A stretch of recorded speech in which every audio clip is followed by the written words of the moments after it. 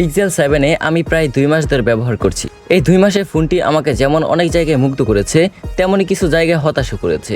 বিশেষ করে একটা বিষয় আছে যেটা প্রথমে আমার কাছে তেমন সমস্যা মনে হয়নি, কিন্তু সময়ের সাথে সাথে সেটা বেশ ভালোভাবে বুঝতে পেরেছি। আবার এই ফোনের এমন একটা দিক আছে যেটার জন্য এখন এই ফোনটি আমার কাছে খুব ভালো লাগে। ক্যামেরা, পারফরমেন্স, ব্যাটারি সব মিলিয়ে 2 মাস পর পিক্সেল 7 আসলে কেমন, আজকে নিজের ব্যবহার থেকে সবকিছু সহজভাবে বলবো।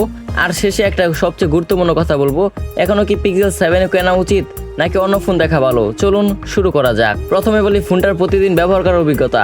গুগল পিক্সেল 7 ফোন খুব বড় ফোন না, তাই হাতে ধরতে বেশ আরাম লাগে। এক হাতে ব্যবহার করতেও সমস্যা হয় না। ফেসবুক, ইউটিউব, মেসেঞ্জার ব্রাউজিং এর সময় সাধারণ কাজ খুব ভালোভাবে করা যায়। ফোনটা বেশ স্মুথ লাগে, কিন্তু একটু হেভি কাজ করা শুরু করলেই এর একটা বিষয় চোখে পড়ে, আর সেটা হচ্ছে হিটিং। সাধারণ ব্যবহার তেমন সমস্যা পাইনি, কিন্তু গেমিং করলে, ক্যামেরা বেশি ব্যবহার করলে বা একটানা হেভি কাজ করলে ফোনটা গরম হয়ে যায়। তবে পারফরমেন্স খারাপ না। প্রতিদিনের কাজের জন্য পিক্সেল 7 এখনো যথেষ্ট ভালো, কিন্তু পিক্সেল 7 এর আসল শক্তি পারফরমেন্স না, এর সবচেয়ে বড় শক্তি হলো আর ক্যামেরা। ক্যামেরা নিয়ে সত্যি বলতে আমার অভিজ্ঞতা বেশ ভালো।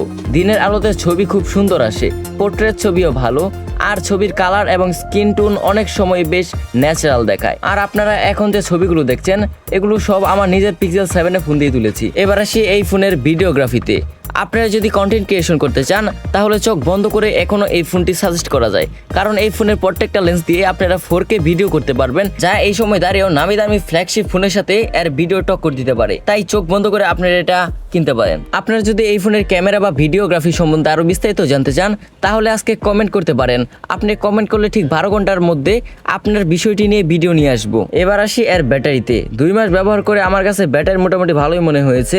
নর্মাল ইউজ করলে দিনের বেশিরভাগ সময় চাল নিতে পারি, কিন্তু গেমিং, ক্যামেরা আর মোবাইল ডাটা বেশি ব্যবহার করলে ব্যাটারি দ্রুত কমে যায়। তাই ব্যাটারি যদি আপনার সবচেয়ে গুরুত্বপূর্ণ বিষয় হয়, এটা মাথায় রাখবেন। তাহলে 2 মাস পর আমার কাছে পিক্সেল 7 কেমন। ক্যামেরা চাইলে এখনো দারুণ, ছোট এবং আরামদায়ক ফোন চাইলে এটাও বড় একটা সুবিধা। ক্লিন অ্যান্ড্রয়েড এক্সপিরিয়েন্স চাইলে এখনো পিক্সেল ভালো, কিন্তু হেভি গেমিং আর বেশি ব্যাটারি ব্যাকআপ চাইলে অন্য ফোন দেখা ভালো। সব মিলিয়ে 2 মাস ব্যবহার করার পর পিক্সেল 7 নিয়ে আমি সন্তুষ্ট। আর এখন সবচেয়ে গুরুত্বপূর্ণ প্রশ্ন, এখনো কি পিক্সেল 7 কেনা উচিত নাকি অন্য ফোন দেখা ভালো? সেটা আপনার ব্যবহারের আর প্রয়োজনের উপর নির্ভর করবে।